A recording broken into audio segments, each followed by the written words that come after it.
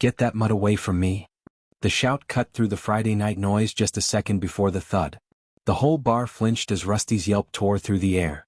The brown rescue dog skidded across the sticky floor, claws scrambling for grip, ribs slamming into the leg of a bar stool.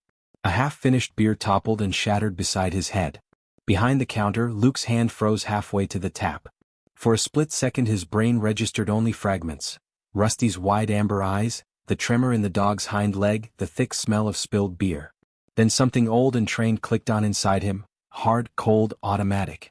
The drunk in the flannel shirt and expensive boots swayed over Rusty, still snarling. "Stupid trash dog. Should have left it in the pound." Luke was already moving. The rest of the bar just saw the bartender vault the counter in one effortless motion, towel dropping to the floor behind him. But inside Luke, it felt like stepping back into a doorway in Fallujah, heart slowing, senses sharpening, the room narrowing into angles and threats. "Back away from the dog," Luke said, voice low, controlled. The man turned, breath thick with whiskey. He was early 30s, gym fit, hair perfectly styled despite the mess he'd already made of the bar. Behind him, the TV showed a muted basketball game. The man puffed his chest out, looking Luke up and down like he was sizing up a bouncer he'd already decided to fight. "Who the hell are you?" the guy sneered. "Dog's in my way, it gets kicked. That's how it works." Rusty tried to stand, legs shaking. He took one unsteady step toward Luke, tail tucked but eyes locked on the drunk like he'd just recognized something rotten. "His name is Rusty," Luke said. "And you're going to apologize and step away. Now." A couple of regulars shifted in their seats, but no one moved to help. Erin, the tired-eyed waitress working a double, hovered near the service station with her tray tight against her chest, lips pressed white. The bar owner, Mrs. Holloway, gray hair in a messy bun, hands that had poured drinks for 30 years, stood near the register, frozen. The drunk laughed, tossing his empty bottle onto a nearby table where it rolled and clinked to the floor. "I'm a paying customer. You're just the help man. And that," he jabbed a finger at Rusty, "is a stray that should have been put down." Luke stepped between him and the dog, feeling Rusty lean against the back of his leg. "Last warning," Luke said. "Back away." Something in Luke's eyes made the guy hesitate for a heartbeat. Then ego kicked in harder than the booze. "You gonna make me bartender?" he taunted, stepping closer. "You lay one finger on me and my dad will shut this dump down by Monday. You know who I am." Luke did know the type. Rich kid. Untouchable in his own mind. Never really had to learn what no meant. "No," Luke replied. "And I don't care." The man's jaw tightened. Around them, the bar seemed to hold its breath. The only sound was the low hum of the fridge and Rusty's shaky panting. "You shouldn't have done that to him," Erin blurted suddenly, voice trembling. "He's just a dog. He didn't do anything." The drunk shot her a look, slow and ugly. "You talk to me again, sweetheart, and I'll make sure you're back serving coffee at some truck stop in the middle of nowhere. You think this dump is the best you can do?" "It is." Erin's eyes glossed with humiliation. Luke felt something hot twist in his chest. "That's enough," Luke said. The man smirked, took one more step forward, and then his hand dropped toward his jacket, fingers slipping inside. Luke saw it, the reach, the angle, the way his shoulder moved. Training screamed inside his head. "Weapon draw." In an instant, the bar, the noise, the cheap neon lights all vanished from Luke's awareness. There was only that hand disappearing into that jacket and the cold certainty that whatever came out next could change everyone's life in this room. Luke shifted his stance, one foot back, weight balanced, ready to move. Because if this guy was about to pull a gun in front of Rusty, Erin, and a room full of worn-out working people, he was about to find out the hard way that the bartender he picked a fight with wasn't just pouring drinks. Luke braced himself to act, just as the man's hand closed around something and began to come back out. And from where he stood, Luke couldn't yet see what it was. For a heartbeat, the world slowed to a frame. Jacket, elbow, hand. Luke's muscles coiled, ready to drive forward, knock the arm offline, take the man down hard and fast. He'd done it in darker rooms, in louder chaos. He could already feel the man's wrist in his grip, the floor rushing up to meet him. The hand came out of the jacket. A black shape. Rectangular. Heavy. Luke lunged, then his brain registered the object a split second before impact. A phone. Luke checked his momentum just enough to keep from slamming the guy into the bar. He still ended up chest to chest with him, one hand clamped on the man's forearm, the other flat against his shoulder. "Whoa, hey," the drunk shouted, eyes wide. "You crazy man?" Luke's heart crashed back into real time. Background noise rushed in, The jukebox, the clink of glasses, someone's muffled curse. Rusty whined behind him, fur bristling. "You don't reach into a jacket like that when you've already assaulted my dog," Luke said, voice tight. "You understand me?" "Oh my God," Erin whispered, hand over her mouth. The drunk shoved his phone up between them, screen glaring. "I was getting my phone. You just assaulted a customer in front of witnesses. This place is done." Mrs. Holloway finally unfroze. "Dylan, that's enough. You've had too much. Go home." So that was his name. Dylan. He sneered at her. "You should be thanking me for coming in here, Helen. My dad owns half this town. Rent's due next month, right? Be a shame if something happened with your lease." A flicker of pure fear crossed Mrs. Holloway's face. Luke saw it, filed it away. "I'm asking you to leave," she said, voice shaking but steady. "Now." Dylan laughed, backing toward the door, keeping his phone up like a shield. "Oh, I'm leaving. But first I'm getting this all on video. Guy jumps me for no reason, crazy rescue dog, hostile staff. This is gold." Luke felt Rusty press against his calf, still trembling. He wanted to tell the dog it was okay, but his eyes stayed locked on Dylan. "I don't want to see you back in here," Luke said, calm again. "Ever." "Oh, you will," Dylan said, his drunken swagger replaced by something colder. "Because you're going to be begging me not to come back when the landlord calls. When the health inspector shows up. When the bank reconsiders the loan." He stopped in the doorway and leaned in, voice dropping so only Luke could hear. "And that mutt? If I ever see it near my truck again, I'll make sure it never walks right." Rusty's low growl rumbled through Luke's leg. Luke's jaw clenched. Every instinct screamed to slam Dylan into the nearest wall and keep him there until he understood exactly what kind of line he'd crossed. But Luke could see the phone still recording, the calculating glint behind the booze in Dylan's eyes. "Not here. Not like this." "Get out," Luke said. Dylan smirked and stepped back into the cool night, the door slamming behind him. For a few long seconds the bar stayed silent. Then the whisper started. "Did you see how he kicked that dog? Isn't that the mayor's golf buddy's kid? Man's gonna get this place shut down." Luke knelt beside Rusty, hands gentle as he ran them along the dog's ribs and legs. "You with me, buddy?" he murmured.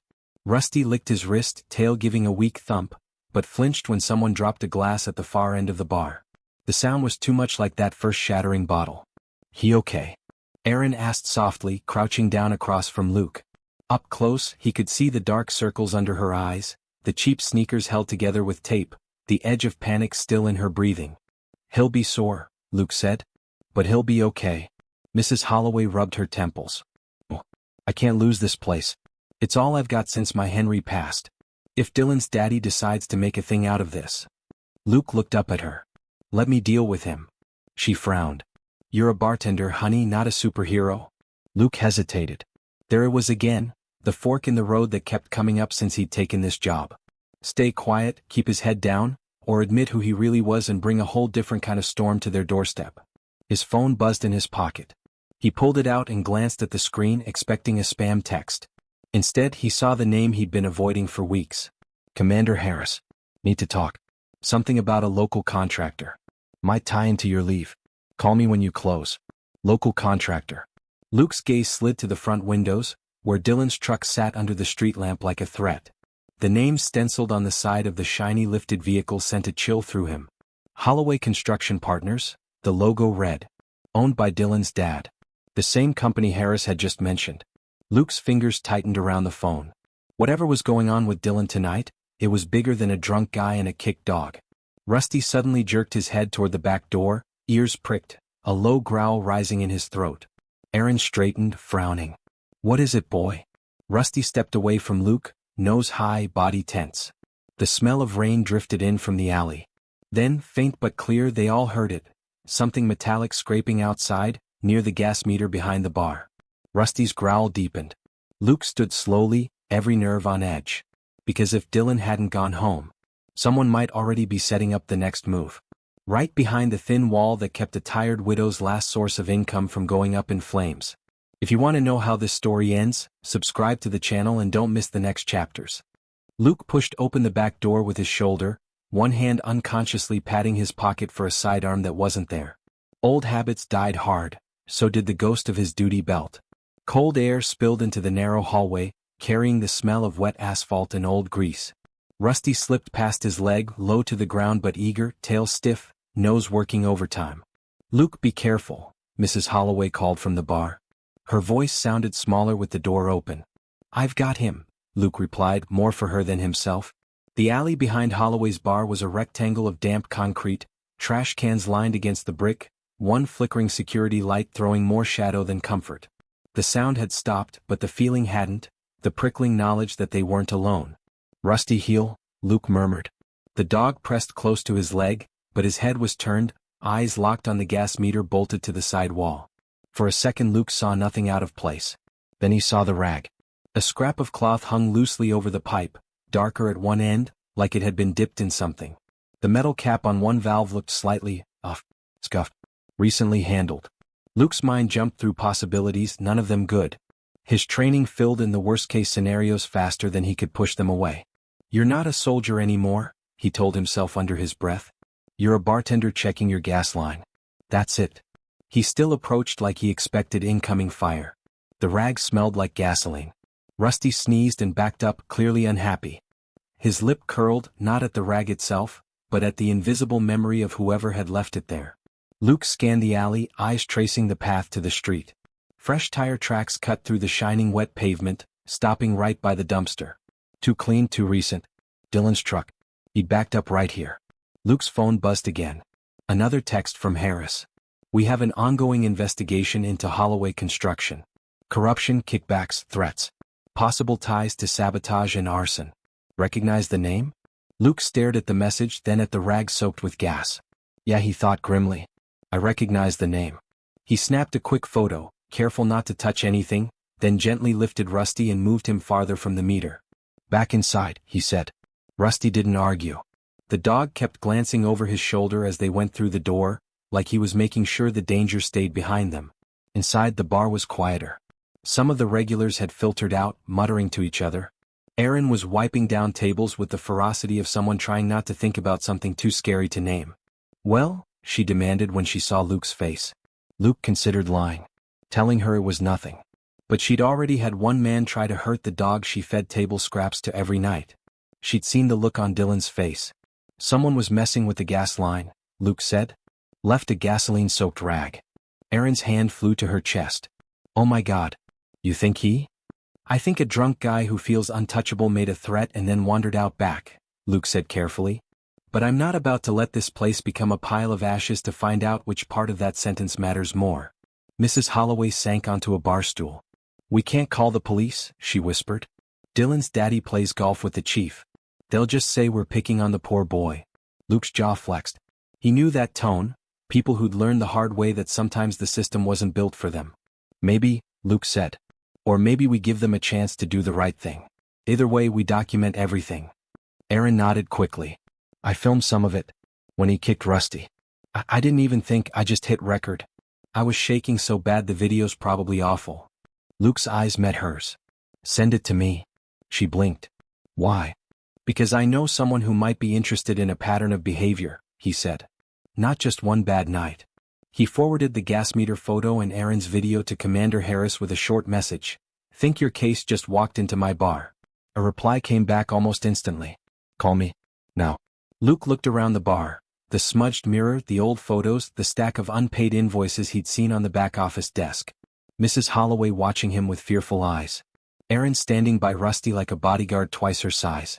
Rusty leaning into her leg, trusting her completely. He had come here to disappear for a while. To pour drinks and forget about the missions that haunted his sleep. To be just Luke the bartender, not the guy who showed up only when everything had already gone wrong. But trouble hadn't forgotten him. It had just changed clothes and ordered a top-shelf whiskey. He stepped into the tiny office, closed the door and hit call. "Harris," came the clipped voice. "It's Luke." "Took you long enough," Harris snapped. "You still want justice for what happened on that last op, Ramirez? Because Holloway Construction is connected to some very ugly stuff. And from what you just sent me, looks like it's about to get personal." Luke stared at the office window, where he could see Rusty's silhouette sitting at the door waiting for him. "What are you saying, sir?" Luke asked. "I'm saying," Harris replied, voice dropping, "we might need you to go back on duty sooner than planned." Embedded. Quietly. "Starting with that bar." A cold chill ran through Luke. "I already am embedded," he said. "And the trouble you're looking for? It just kicked my dog." "Then we hit back," Harris said. Hard. But by the book. Luke exhaled slowly. What do you need me to do? There was a pause. When Harris spoke again, his tone carried the weight of something bigger than their little town. First, he said, you're going to keep that bar and those people safe. Then you're going to help us bring down everyone who thinks they can burn the little guy to the ground and walk away smiling. On the other side of the thin door, a bottle shattered out front and someone shouted. Rusty barked once, sharp and alarmed. Luke yanked the office door open and saw Dylan standing in the middle of the bar again, this time with 3 friends at his back and something long and dark hanging from his hand. The room compressed around Dylan and his entourage, like the air itself was bracing for impact. 3 guys, all variations on a theme, designer jackets, smug grins, the loose, careless swagger of people who'd never worried about the price of rent. Rain glistened off their shoulders. They looked more like a bachelor party than a threat. Until you saw what Dylan was holding. A pool cue.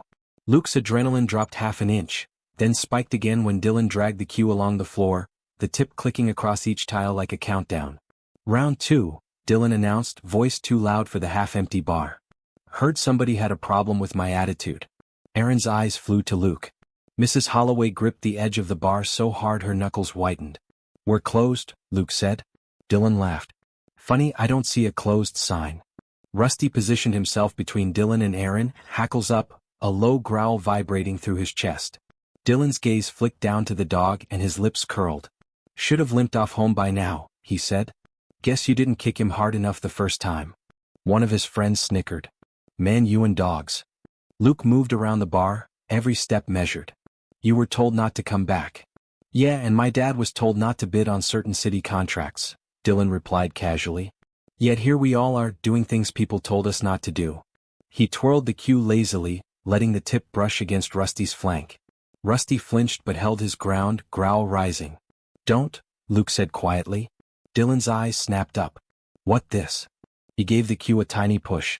The wood tapped Rusty's ribs, not hard enough to leave a bruise, but hard enough to be deliberate. Curl. Something in Luke went very, very still. He saw Erin's hand twitch like she wanted to snatch the cue away but knew what that would cost. He saw Mrs. Holloway's lips move, silent, a prayer or maybe just the word please.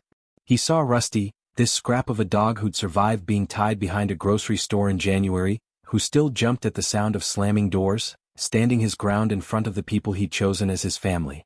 Luke stepped closer, so close he could smell the mix of cologne and whiskey on Dylan's breath. You touch him again, Luke said, voice low enough that only the nearest tables heard, and this becomes a police matter. Dylan's smile widened. Yeah.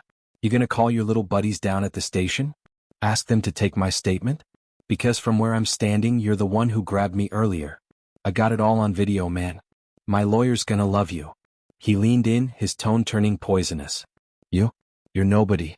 A washed-up grunt who pours beers for tips. This bar? Just a place my dad can buy out when he's bored. But me? He spread his arms theatrically. I'm the future of this town. Rusty barked, the sound sharp and courageous, like he disagreed with the election results. Dylan's face tightened. He swung the cue down fast, aiming to crack it against the floor an inch from Rusty's paws, make the dog jump. Luke moved faster. His hand shot out, fingers closing around the cue just below Dylan's grip. A twist, a step inside, a small pivot of the hips, the kind of motion he'd practiced 1,000 times on training mats, disarming men with actual weapons. The cue popped free of Dylan's hand like it wanted to leave. For a second no one breathed. Luke tossed the cue behind the bar in one smooth motion and stared Dylan down. I said, Luke repeated, don't touch him again. Dylan's friends shifted, suddenly not so comfortable. One of them muttered, dude, let's just go. This is stupid. But Dylan's pride was bleeding, and he wasn't the type to let it drip quietly. You're dead, he hissed at Luke. You hear me? You just signed your own eviction notice. You and this whole dump. And that mutt? One call and animal control's dragging him out by the neck. Erin stepped forward before she could stop herself. You can't do that. Rusty didn't do anything to you. Dylan turned his venom on her. You're still here? What, nobody ever told you you're replaceable. Bars like this grow waitresses like weeds. Pretty soon you'll be begging to wipe tables at the diner off the highway. Color flooded Erin's face, humiliation like a slap. Luke saw a flicker of something in her eyes, shame yes, but underneath it rage. Not just about tonight. About every late rent, every bounce check, Every night she'd walked home alone in the dark because her car wouldn't start and she couldn't afford a mechanic. "Get out," she said, voice shaking but clear. "Get out of here, Dylan. You're not welcome." Dylan took a step toward her, hand lifting. Rusty exploded forward with a bark that shook the shelves. He planted himself between Aaron and Dylan, teeth bared, not snapping, not lunging, but making it very clear that if Dylan wanted to get to her, he'd have to go through 60 pounds of scarred, furious loyalty. Everyone froze. For one suspended second, Dylan stared down at Rusty. Something ugly and calculating moved behind his eyes. Then he smiled. "That's it," he said softly. "That right there? That's a dangerous dog. Aggressive. Unstable. Threat to the community." He pulled his phone out again, raising it just enough to catch Luke, Rusty, and Aaron in the frame. "Smile," he said. "Last time anyone sees that mutt alive, might as well make it a nice picture." Luke felt the blood drain from his face. Because he knew exactly how easy it was in a town like this for the words "dangerous dog" to become a death sentence. And he had a sick feeling that Dylan had just decided to make Rusty his next target, not with boots or pool cues but with something far worse. Paperwork and power. The rest of the night unraveled like a bad dream you couldn't wake up from. Dylan finally left with his friends, tossing a handful of cash onto the bar like he was tipping for the privilege of terrorizing them. He made a big show of petting a golden retriever tied up outside on his way to the truck, cooing into his phone about how much he loved animals, while Rusty watched from the doorway, shaking. By closing time, Mrs. Holloway's hands trembled so badly Luke had to do the register for her. Aaron scrubbed the last table long after it was clean, eyes distant. Rusty followed Luke from bar to table to sink and back again, never more than an arm's length away. Every time a car door slammed outside he flinched. "I swear if he calls animal control," Aaron muttered, snapping her rag like it was Dylan's face. "They'll come, won't they? They always come when people like him whine loud enough." Luke stacked glasses mechanically. "Not if I can help it." She snorted. "You gonna bark louder than he does?" Luke hesitated. There it was again, the line between the life he'd tried to build and the one he'd left behind. He'd kept it quiet since starting here, let people make their own assumptions. Ex-military maybe. Just a big guy who moved like he knew how to fight. Nobody knew about the raids, the training, the late-night warrant services where he'd gone through doors first so the younger guys wouldn't have to. Nobody knew about the time he'd been one step too slow and a good man had paid for it. "I need to tell you something," Luke said quietly. Aaron looked up, confused. "If you're about to tell me we're out of lemons, I swear I'll cry." "I'm not just a bartender," he said. She arched an eyebrow. "You do magic tricks too?" "Aaron." Something in his tone made her straighten. Even Mrs. Holloway glanced over. Luke set the last glass down, the sound loud in the empty bar. "I'm SWAT," he said. "On leave. For now." Silence swallowed the words for a second. Aaron blinked. "Like TV SWAT? Kick down doors and yell, 'Get on the ground, SWAT.' TV makes it look prettier," Luke said dryly. "But yeah, that kind of SWAT." Mrs. Holloway sank onto a stool. "Lord have mercy. We've got ourselves a special forces bartender." "Police special tactics," Luke corrected gently. "Not military. But the point is, I know how guys like Dylan operate when someone finally says no to them. And I know how to document it, how to push back. You're not alone in this." Aaron set her rag down slowly. "So when you grabbed his arm earlier, that wasn't just some bar fight thing. That was me seeing a hand move toward a jacket and thinking about the worst possible outcome," Luke said. "It's a habit." She studied him. "Is that why you're on leave? Because of habits?" Luke's gaze dropped. The image flashed unbidden. A different doorway, a different hand reaching, a flash of metal, the sickening sound that had followed. "Because of a door I went through too late," he said quietly. "A guy I didn't save. Different city, different dirt on the floor. But same kind of rich bully who thought rules were for other people." Aaron's expression softened. "And now you're here. Pouring beers. Saving dogs." "Trying," Luke said. Mrs. Holloway exhaled. "If I had known, I would have felt a lot safer and a lot more terrified at the same time." Luke managed a small smile. "I'm not here to bring trouble. But trouble seems determined to find this place anyway." Right on cue his phone buzzed again. "Unknown number." He answered. "Yeah." "Is this Luke Ramirez?" a clipped voice asked. "Who's asking?" "Officer Kendall. City Animal Control." Aaron went pale. Rusty's ears perked, sensing the tension. Luke's grip tightened. "How can I help you, Officer Kendall?" We received a complaint about an aggressive dog at Holloway's bar, Kendall said. Multiple reports. We'll be by tomorrow afternoon to assess the situation and remove the animal if necessary. Rusty pressed closer to Luke's leg, like he understood every word. Remove? Aaron hissed. They're gonna take him? Luke forced his voice to stay calm. What were the complaints exactly? Dog lunged at a customer, Kendall recited. Threatening behavior. Previous incident at the same location. Look, sir, we don't want problems, but when we get this many calls from a respected family in town. Dylan, Aaron whispered. He's wasting no time. Luke's mind worked fast. Animal control wasn't a SWAT raid. But it was still a system with rules and procedures, and loopholes. He's a rescue, Luke said into the phone. Registered emotional support animal for the staff. I have video of your aggressive customer kicking him across the floor without provocation. And I have reason to believe that same customer tampered with our gas line tonight. There was a long pause. Sir, Kendall said slowly, if you have evidence of tampering with utilities, you need to take that to the police. I intend to, Luke said. But I also intend to be here when you show up tomorrow with that video queued up and my attorney on speed dial. Your attorney? Kendall sounded less confident now. Yeah, Luke lied smoothly. My attorney. And just so we're clear, if this assessment turns into an attempt to seize a dog based on false statements from a family currently under active investigation. He let the implication hang. How do you know about an investigation? Kendall asked sharply. I make it my business to know when someone threatens my people, Luke said. See you tomorrow, officer. He hung up before Kendall could respond. Aaron stared at him. We don't have an attorney. We might by tomorrow, Luke said. Somebody owes me favors. Mrs. Holloway swallowed. You really think they'd take Rusty? Put him down?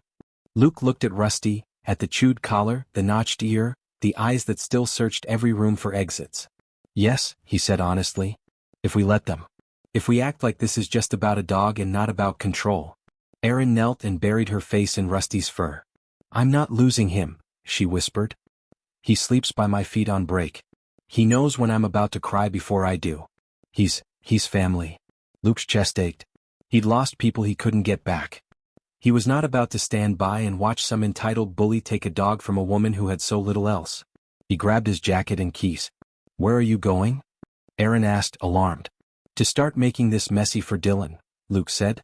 If he wants to play with systems and power, he picked the wrong bartender. He paused at the door, hand on the knob. Lock up behind me. Don't open that door for anyone but me tonight. And if Dylan shows up again, call my number first, then 911. Mrs. Holloway nodded shakily. Luke, what are you going to do? He glanced back, eyes hard now, the easy bartender gone, the SWAT officer just below the surface. First, he said, I'm going to pay a visit to someone at the station who still remembers what justice is supposed to look like. He opened the door to the cool, wet night. And then, he added, I'm going to make sure that when Dylan Holloway wakes up tomorrow for the first time in his life, he realizes there are some people he can't kick without consequences. The door swung shut behind him with a soft final click. Inside, Rusty whined once, staring at the door like he knew big things were moving just out of sight. Because tomorrow afternoon, when Animal Control rolled up to the bar, they wouldn't be the only ones showing up with paperwork and backup. The police station smelled like burnt coffee and tired paperwork. Luke hadn't been here in weeks, not since he'd signed his leave papers with a hand that wouldn't stop shaking. Tonight, he walked in with his shoulders back, Rusty's scared eyes heavy on his mind, Dylan's threats echoing in his ears. Officer Ruiz looked up from the front desk, surprised. Ramirez? Thought you were on a beach somewhere trying not to think about us. Closest I got was a sticky bar floor, Luke said. I need to talk to whoever's handling Holloway construction. Ruiz's expression shifted. You just made my night more interesting. He lowered his voice. They've been poking around those guys for months. Fire Marshal, DA's office, even some state boys in suits. Chief hates it. Chief can add me to his list, Luke said. Where's the task force camped out? Ruiz jerked his head toward the conference room. Harris is in there. And some fire investigator with a mustache that could hold secrets. You know the drill, knock like you mean it. Luke didn't knock. He opened the door and stepped into a room full of pinboards, maps, and faces paper-clipped to lines of red string. Harris looked up, phone in hand. Ramirez, tell me you didn't drive here drunk. Stone sober, Luke said. But I brought gifts. He set his phone on the table, pulling up Aaron's shaky video. Dylan's boot slamming into Rusty, the dog skidding across the floor, the sneer on Dylan's face. Then the photo of the rag over the gas meter. The fire marshal leaned in, eyes narrowing. Run that again. They watched in silence. Luke kept his arms crossed, resisting the urge to look away when Rusty yelped. The guilt there surprised him, like he'd failed to protect a fellow officer instead of a dog. Well, I'll be damned, the marshal muttered. Same MO. Small business, overdue lease, sudden accident, with gas. Only this time he didn't get to light the match. Harris gestured to a board on the wall. Photos of burned-out buildings stared back at Luke. Laundromat, diner, a hardware store with a reopening soon banner half melted in the picture. We suspected arson for profit, Harris said. Holloway Construction comes in after the accident, gives the owners a sweetheart deal on repairs, then ends up owning half the property when the insurance doesn't cover everything. Luke's jaw clenched. And nobody stopped it? They lawyer up. They donate to campaigns. They threaten. And in one case, the marshal tapped the photo of a charred house. They killed a man. Luke's throat tightened. He knew that fire. The last op. The one where he'd gone through the door too late, dragged a coughing, burned man onto the lawn and watched him slip away under the ambulance lights. That was them? He asked, voice low. We could never prove it, Harris said. But we've been digging. Your video? That rag on your meter? It's the first time we've got something timed to a threat. The first time the would-be victim is still standing. And owns a very loud dog, the marshal added. Luke exhaled slowly. They're not just threatening me. They called animal control. Trying to get Rusty labeled dangerous. Harris swore under his breath. Of course they did. Hit the soft spot. Take away the thing everyone loves and watch him fold. Fire marshal shook his head. Except this time the bartender's SWAT. Harris slid a folder across the table. We were going to ease you back in. Ride-alongs, training days. You just jumped the line, Ramirez. Luke stared at the folder. What are you asking me to do? Be exactly who you are, Harris said. A SWAT officer on leave who got a job at a bar. You've got eyes inside one of their targets. Tomorrow when animal control shows up, we'll be there. Quietly. Watching how Dylan and Daddy play it. And Rusty? Luke asked. We keep that dog right where he is, Harris said. Alive, legally safe, and preferably snoring under a bar stool. The fire marshal rubbed his face. And if Holloway tries anything with that gas line again, we'll be ready. We already got a warrant started for his trucks and office. Your video just put gas on the fire. Luke thought of Erin sleeping in her tiny apartment, of Mrs. Holloway counting her crumpled bills, of Rusty trembling every time a bottle broke. Animal control said they're coming tomorrow afternoon, Luke said. He's not going to wait. He wants a show. Good, Harris said. Let's give him an audience he's not expecting. Luke picked up his phone. On the screen, frozen in mid-kick, Dylan smiled like nothing could touch him. Luke's fingers tightened. Tomorrow, he said, you're going to see exactly what kind of man he is when someone tells him no in public. And if he doesn't take the bait? The marshal asked. Luke's eyes were cold now. Oh, he will. He slid the phone into his pocket, already picturing the animal control truck, the smug look on Dylan's face. And the moment that smugness cracked, right in front of the whole town. Because when they rolled up to Holloway's bar tomorrow with clipboards and leashes, they wouldn't be the only ones stepping out of those vehicles. And some of the badges in that parking lot were going to belong to people Dylan Holloway couldn't bully, buy, or kick. By noon the next day, the bar felt like a stage before the curtain rose. The open sign buzzed weakly in the window. Mrs. Holloway fussed with the same row of glasses 3 times. Erin moved like she had electricity under her skin. Rusty paced between them, nails clicking on the worn boards. Are you sure about this? Erin asked for the 5th time, peeking through the blinds. What if they just take him? What if they don't listen? They'll listen, Luke said, though his stomach twisted. And if they don't, everyone else will. He nodded at the corner where Erin's phone sat on a napkin holder, propped to face the bar. You've got your stream ready? She bit her lip. You really think people will watch? People love drama, Luke said. Let's give them some truth along with it. Rusty hopped onto his usual stool base by the end of the bar, curling his tail neatly around his paws. To anyone watching, he looked like a slightly anxious, slightly scruffy bar mascot. To Luke, he looked like a target with fur. At 12:37, Erin sucked in a breath. They're here. Luke joined her at the window. The white animal control van pulled up first, city logo on the side. Officer Kendall climbed out, clipboard hugged to his chest, eyes already nervous. Behind him rolled a sleek black SUV with tinted windows. Dylan's truck slid in last, parked diagonally across two spaces like the asphalt owed him respect. The SUV doors opened. Charles Holloway emerged in a tailored suit that probably cost more than Mrs. Holloway's monthly rent. Next to him, the police chief smoothed his uniform, expression tight but accommodating. A man in a sharp gray suit followed. Lawyer Luke guessed from the way he scanned the building like he already owned it.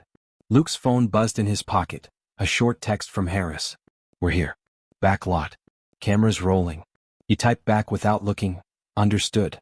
The bell over the door jingled as the small procession filed in. Conversation died. Even the jukebox seemed to lower its volume. Charles smiled, all polished charm. "Helen," he boomed. "Heard there was a little situation. Thought I'd come down personally. Community relations and all that." Mrs. Holloway's fingers twisted in her apron. "Just a misunderstanding, I'm sure." Dylan sauntered in behind his father, smugness radiating off him. His eyes went straight to Rusty. "Look at that," he said loudly. "The dangerous animal in question, right where I said he'd be." Erin hit the button on her phone. A tiny red light blinked on. Luke stepped out from behind the bar, wiping his hands on a towel. "Afternoon, gentlemen. Officer Kendall." "Chief." Kendall shifted, clearly wishing he was anywhere else. "We received multiple complaints, Mr. Ramirez," Luke said. "Assistant manager. And the man who'll be representing this establishment during your assessment." The lawyer's eyes flicked over Luke, dismissive. "Assistant manager. Interesting. This won't take long. Officer, if you'll just do your job."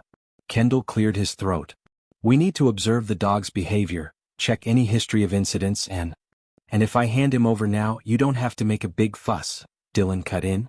"Everybody wins. Especially the next person he might bite." Rusty, as if on cue, yawned. Then he slowly scooted behind Luke's legs, pressing close but not barking, not showing teeth. "Just watching." "Yeah," Erin muttered. "Really looks like a menace." Charles shot her a warning glance. "Young lady, when public safety is at stake." Luke's voice sliced cleanly through the air. "Public safety wasn't your concern when your son kicked him hard enough to knock him into a stool." All eyes swung to him. Charles's smile didn't crack. "You must be mistaken. My son would never harm an animal." Erin turned the phone so the screen faced them. The frozen frame showed Dylan's boot mid-swing, Rusty airborne. "Funny," she said. "My phone disagrees." Kendall stepped closer, peering at the image. His face fell. "Is that from here?" "Time-stamped," Luke said. "We've got the full video ready for you. Along with photos of our gas line after your complainant made a threat about our building going up." Chief's gaze snapped to him. "Careful with accusations, Ramirez." Luke met his eyes steadily. "Careful with ignoring patterns, Chief. Or did nobody show you the task force boards at the station?" Charles's charm faltered. "Task force." Right on cue, the bell jingled again. Commander Harris walked in like he'd just come for a beer. Behind him, the fire marshal and a woman with a leather folder and DA's office badge on her belt. "Afternoon, everybody," Harris said lightly. "Hope we're not interrupting."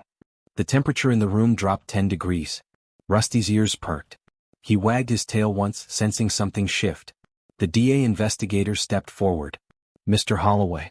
I'm Assistant District Attorney Lee. We have some questions about your company's business practices." She held up a folded sheet. "And a warrant." Charles's smile finally cracked. "A warrant for what?" he demanded. The fire marshal answered. "For your trucks in your office. Particularly anything involving flammable materials and financial records for recent renovation contracts." Dylan laughed a little too high. "You can't just search my truck. That's illegal." "Actually," the DA replied smoothly, "we can. Judge signed this based on probable cause.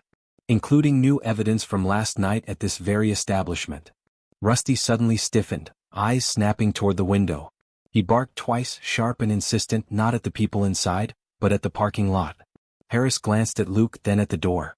"Guess we start with your vehicle, Dylan?" Charles stepped in front of his son. "You will do no such thing without my attorney present." The man in gray raised his hands. "I am present, Charles. And I strongly advise you let them do their jobs. Resisting a warrant looks bad on the evening news." Dylan stared at Rusty, hatred simmering. "This is because of that mutt." He took a step toward the dog. Luke moved without thinking, placing himself squarely between them. "Step back," Luke said. Dylan smirked. "Or what?" You'll grab me again? Maybe this time we get you on video assaulting me in front of half the town. Erin lifted her phone a little higher. Already rolling, actually. Charles's eyes flicked to the phone, then to Harris, then to the DA. The facade of control slipped for a heartbeat. Fine, he snapped. Search whatever you want. You won't find anything. The fire marshal nodded to Harris. Let's go introduce ourselves to the contents of that truck. They turned toward the door, officers in plain clothes moving with them. Luke stayed rooted where he was, Rusty pressed against his leg, heart pounding in his ears. Because if they didn't find anything out there, if this all turned into a dead end, then the only thing standing between Rusty and a one-way trip in that animal control van might be Luke's badge, and the part of his past he tried so hard to bury. The whole bar seemed to tilt toward the parking lot, everyone listening for something to happen. Through the window they could see Harris and the marshal circle Dylan's truck. An officer from the task force filmed as the fire marshal opened the bed and began lifting items out one by one. Dylan's foot tapped a frantic rhythm on the floor. Charles clasped his hands in front of him, jaw clenched tight. Inside, Rusty paced in a tight circle, whining softly. He kept glancing between Dylan and the window, torn between watching the threat he knew and the one he smelled. Officer Kendall hovered near the door, tugging at his collar. Look, I still have to do my assessment, he said nervously. Policy says. Policy also says you take context into account, Luke cut in. You've seen the video. You've heard the threats. Kendall swallowed. Off the record? That video alone would make me mark this dog as a victim, not a danger. But there is a lot of pressure on this case. From who? Erin asked sharply, eyes blazing. Kendall hesitated. His gaze flicked to Charles. That would be a very interesting question for a disciplinary hearing, the DA said mildly, watching him. Officer Kendall, you are free to report exactly what you see, not what someone tells you to see. Understood. Kendall straightened a little. Understood, ma'am. Outside, the fire marshal pulled something from the truck bed and held it up, a red gas can. He unscrewed the cap, sniffed, then nodded grimly. Charles's shoulders tensed. Erin leaned closer to the glass. Is that? Another item came out. A bundle of rags, dark and stiff at the ends. Even from inside, Luke didn't have to imagine what they smelled like. Gasoline. Same as the rag on their meter. Dylan's face went pale. Lots of people keep gas cans, he blurted. That doesn't mean anything. I go off-roading. Trucks need gas. Off-roading at small businesses' back doors? Erin shot back. Through the glass they saw Harris say something, hold up the rags. The filming officer zoomed in. The fire marshal pointed at the rag bundle, then at his phone. Even from here, Luke could imagine the comparison. Fiber patterns, not styles, the way the cloth was wrapped. The gas rag outside the bar hadn't been random. It had been deliberate. Habitual. Charles's lawyer cleared his throat. We're done here. This has clearly become a fishing expedition. We're just getting started, the DA said. And while they're cataloging evidence, let's address why your client's son filed multiple false reports about an aggressive dog. All I did was tell the truth, Dylan snapped. That thing jumped at me. Barked in my face. Erin snorted. After you kicked him. Twice. Luke pulled up the video on his phone, fast-forwarding to the moment after the second kick. Erin, trembling, had accidentally caught more than just Dylan's boot. She'd caught Rusty's reaction. He held the screen out. Watch. In the video, Rusty didn't lunge. He didn't snap. He scrambled to his feet and ran, not at Dylan but behind Luke, pressing against his leg with his tail tucked. When he finally barked, it was after Dylan swung the cue at Erin, body angled between her and danger. Kendall watched, his face tightening. That's defensive posture. Fear and protection. Not aggression. The DA nodded. Exactly. I see a scared rescue doing his best to guard someone smaller. Not a threat to the public. Charles's eyes narrowed at her. You people care more about a mongrel than about my family's contributions to this town. We care about the law, she replied. And the law doesn't give your son a free pass to terrorize women and try to burn down businesses. As if on cue, the door opened. Harris and the fire marshal stepped back inside. Harris held a plastic evidence bag. Inside it, smeared with soot and fuel, was a folded piece of paper. He set it on a table and nodded to the DA. She slipped on gloves and opened it carefully. Luke leaned closer, heart pounding. It was a letter, typed in blocky font, a copy of others pinned on the task force board. Only this one had a fresh date, yesterday. Addressed to Holloway's bar. Pay what you owe or we let the fire finish what time started. Erin's hand flew to her mouth. Mrs. Holloway sank onto a stool, shaking. This one didn't get mailed yet, Harris said. We found it under a tarp in the truck bed, along with a half-dozen addressed to other businesses on this street. Charles blustered. Anyone could have planted that. This is ridiculous. Maybe, Harris said. Or maybe your son doesn't clean out his truck. Dylan lurched toward the evidence bag. You can't. Rusty barked sharply, cutting him off. Dylan froze, instinctive fear flashing across his face before he masked it with anger. You gonna let that thing bark at me in here? He snarled. Funny, Aaron shot back. We let you bark all the time. Kendall took a breath, squared his shoulders and pulled out his own form. For the record, he said, voice louder now, I see no grounds to deem this dog dangerous. He shows appropriate fear response, clear attachment to handlers and no unprovoked aggression. Furthermore, there's evidence that the complainant initiated the violence. He scribbled, then met Luke's eyes. Rusty stays. Aaron sagged with relief, tears spilling over. Rusty wagged his tail like he'd just been told he was a good boy for the first time in his life. Charles's composure finally shattered. You will regret this, he hissed at Kendall. My attorneys? Your attorneys can read, the DA said crisply. I suggest they start with the penal code sections on arson, conspiracy, animal cruelty, and witness intimidation. Harris slid another folder onto the bar. Charles Holloway, we'd like you to come downtown to answer some questions. Voluntarily. And if I don't? Charles asked. Then the cuffs come out, Harris replied. And the news vans you love so much can get a nice shot in front of your son's truck. Charles's gaze flicked to Dylan.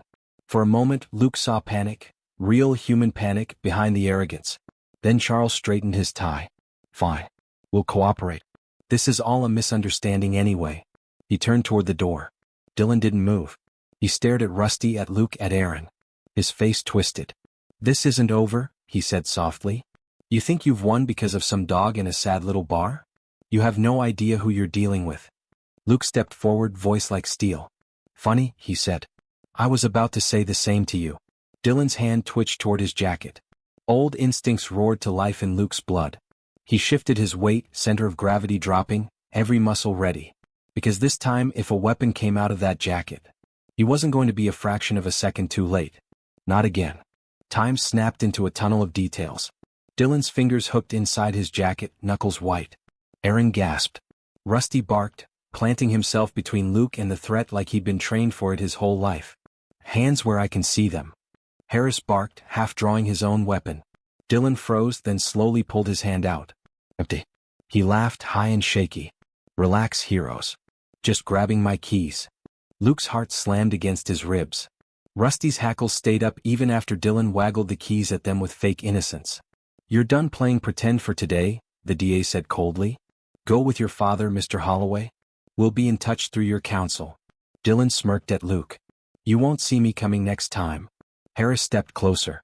That sounds a lot like a threat against a sworn officer on record. Dylan's grin faltered. He yanked the door open and stalked out. The moment the door closed, the room exhaled. Mrs. Holloway wiped her eyes. Is it over? Harris shook his head. Not yet. We've got enough to crack the shell, but not to break the whole operation. Not without something tying them directly to that fatal fire. The one from my last op, Luke said quietly. The fire marshal nodded. We can prove the same materials, same patterns. But the DA needs a nail to hang it all on. A voice, a confession, something that puts them at the scene with intent. The DA turned to Luke. You said you pulled a man out of that house. That he tried to say something before he died. Luke nodded slowly. He kept saying contractor and Holloway. The chief told me shock makes people babble. That it wouldn't hold up. The chief had campaign signs paid for by Holloway Construction, Harris said darkly. Funny how that works. Erin crossed her arms. So what now? We just wait for them to wriggle out of this like always. No, Harris said. We make them talk. On record. About the fire, the threats, all of it. The DA's gaze sharpened. Mr. Ramirez, you still have good rapport with them? Luke blinked. Rapport? You've challenged Dylan twice and he keeps coming back to you, she said. Men like that fixate on the person who doesn't bow. His father? He'll try to buy you off. Smooth things over. Make the problem, you, go away quietly.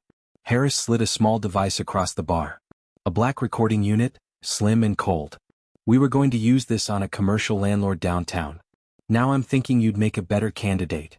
Aaron's eyes widened. You want him to go talk to them? Alone. We set up a settlement meeting, Harris said. Charles invites Luke to their office. Offers him money, favors, maybe even a promotion if he shuts up and keeps his dog on a leash. With their guard down, they brag. They always brag. And if they talk about the fire marshal added, we finally have the missing piece. Luke stared at the recorder. His fingers tingled just looking at it. Back into the lion's den. Back into halls where people with power smiled while they sentenced others to burn. What about Rusty? Aaron? Helen? He asked. If they suspect I'm working with you, they'll go after them first. They won't get the chance, Harris said. We'll have surveillance, backup, and a warrant application prepped. The second they incriminate themselves, we move. The DA's voice softened. Luke, this could clear your name completely. Not just internally. Publicly. That man who died. His family could finally know who was really responsible. The weight of that hit harder than he expected. He'd carried that night on his back for months, every what if every second he'd replayed in the dark. The idea of looking that family in the eye and saying, we got them, it was almost too much. Aaron reached out, touching his arm. You can get justice for him, she said quietly. And for us. And for Rusty. Rusty whined softly, nudging his head under Luke's hand. Luke let out a long breath. Set it up, he said. I'll go. Harris nodded, already texting. We'll leak to Charles that you're reconsidering your options. Afraid for your job. Willing to work something out. Give him a few hours and he'll be sniffing around like a bloodhound with a briefcase. He glanced at the clock. We'll do it tonight. Before they can shred anything. Night fell faster than Luke liked. By 8 p.m. Holloway Construction's office loomed on the edge of town, all glass and steel and soft golden light. Luke sat in his truck in the parking lot, fingers brushing the recorder hidden inside his shirt, mic clipped just under his collar. Harris's voice crackled softly in his earpiece. Check 1 2. You reading me, Ramirez? Loud and clear, Luke murmured. Remember, the DA's voice chimed in, you're not here to confront. You're here to listen. Let him talk. Let him think he's winning. Luke's stomach nodded. Copy. He killed the engine and stepped out. The night air smelled like cut grass and fresh concrete. Money dressed up as success. Inside, the receptionist looked up, startled, then pointed him toward a conference room where Charles waited alone, sleeves rolled, tie loosened just enough to look casual. Mr. Ramirez, Charles said, smiling. I'm glad you came. Let's clear this nonsense up, shall we? Luke sat, heartbeat steadying into the rhythm he knew from 100 briefings before a raid. Tell me, son, Charles said, folding his hands. What do you really want? Luke held his gaze. Because in about 10 minutes, what he really wanted was for this man to admit exactly how many lives he'd burned to keep his empire standing. And he had to get him there without lighting the fuse too soon. Charles poured himself a drink from a crystal decanter, the ice clinking like punctuation. You strike me as a reasonable man, Mr. Ramirez, he began. You've served your country, your community. Now you're pouring drinks in a dying bar. That can't be where you saw your life going. Luke leaned back, letting the words wash over him like static. The recorder hummed against his skin. It's honest work, he said. Better than some. Charles chuckled. Honest doesn't pay the bills. Or fix mistakes. Luke's jaw ticked. What kind of mistakes?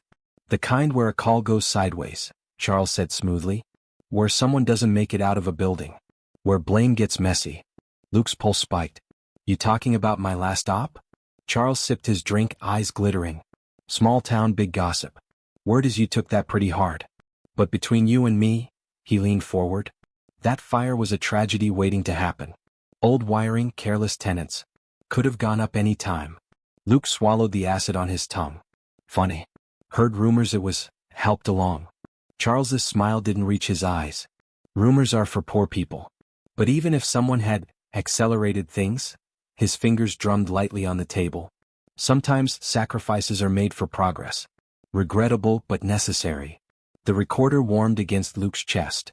Of course, Charles continued, when things go wrong it's easier for the public to blame a nameless contractor than their brave SWAT officers.